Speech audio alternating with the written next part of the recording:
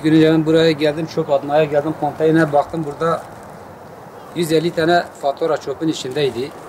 Ben de buldum, işte hepsi buradadır. Geldim, millete dağıtması gerekirken adam gelmiş burada kafaya göre hepsi toplu halde çöpün içinde ben buldum.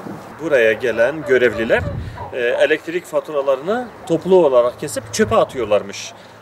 Burada büyük bir haksızlık ve mağduriyete sebebiyet veriyorlarmış. Çünkü bütün buradaki köydeki, daha doğrusu mahalledeki tüm saatler direklere asılmış. Haliyle görevliler direğe çıkıp okuyamadıkları için bütün faturalar direkt çöpe gidiyor. Umuyorum ki bunu bütün görevliler yapmıyordur. Çünkü son zamanlarda özellikle elektrik üzerine, TEDAŞ'ın üzerine, TEDAŞ ile ilgili büyük söylentiler dolaşıyor. Büyük şaibeler dolaşıyor. İnanıyorum ki bunların gerçeklik payı yoktur diye düşünüyorum. Ancak gelen haberler, iddialar bunun tam tersini göstermekte bize.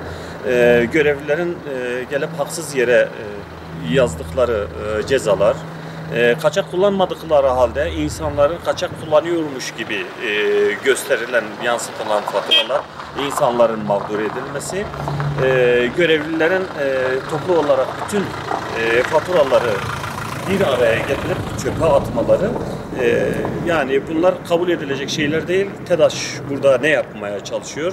TEDAŞ burada ne yapmak istiyor? Bir yandan halkın cebine elinizi koyacaksınız, halkı mağdur edeceksiniz. Başkalarının kullandığı kaçak elektriği, başkalarının kullandığı, haksız yere kullandığı elektriği kullanmayanlardan alacaksınız. Bununla birlikte gelip elinizi bu insanların cebine atıp kendince zararınızı karşılamaya çalışacaksınız. Biz bunu kabul etmiyoruz. Biz bunu her bir platformda gündeme getireceğiz. Yetkililere de burada sesleniyoruz. Buna bir an önce bir çözüm bulun. Bu insanların cebinden çıkan her bir kuruş para hem bu dünyada hem de diğer dünyada, mahşerde yakanıza yapışacaktır. Allah bunu size bırakmayacaktır. Bunu kabul etmeyecektir.